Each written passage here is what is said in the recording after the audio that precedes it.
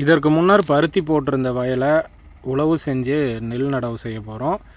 பருத்தி செடிகளை அப்படியே போட்டு உழவு செய்கிறோம். எப்பொழுதுமே நம்ம இதை தான் பின்பற்றுறது வழக்கம். பருத்தி செடிகளை அகற்றாமல் களை செடிகள் எல்லாத்தையும் அப்படியே 2 உழவு செஞ்சுட்டு 3 நாட்கள் நல்லா ஊற விட்டுட்டு தண்ணி நிறுத்தி வரப்பு எல்லாமே பூசி அதற்கு பின்பு இறுதியாக ஒரு உழவு செஞ்சு நீங்கள் பின்னாடி பார்க்குற நாற்றங்காலிருந்து பிபிடி நெல் நாற்றுக்களை பிடுங்கி நடப்போகிறோம். முக்கியமாக இது ஒரு 4 நிமிட காணொளி. இந்த குறிப்பிட்ட சிறிய இடத்தை 2 உழவு செய்யும் பொழுது பதிவு பண்ணுறேன்.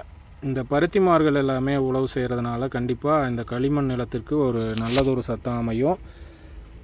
ஏன்னா இந்த பருத்திமாரில் இருக்கிற சிறு சிறு கட்டைகள் எல்லாமே மக்கி நெல் அறுவடைக்குள்ள நிலம்பயத்துக்கு ஒரு நல்ல சத்தை கொடுக்கும்.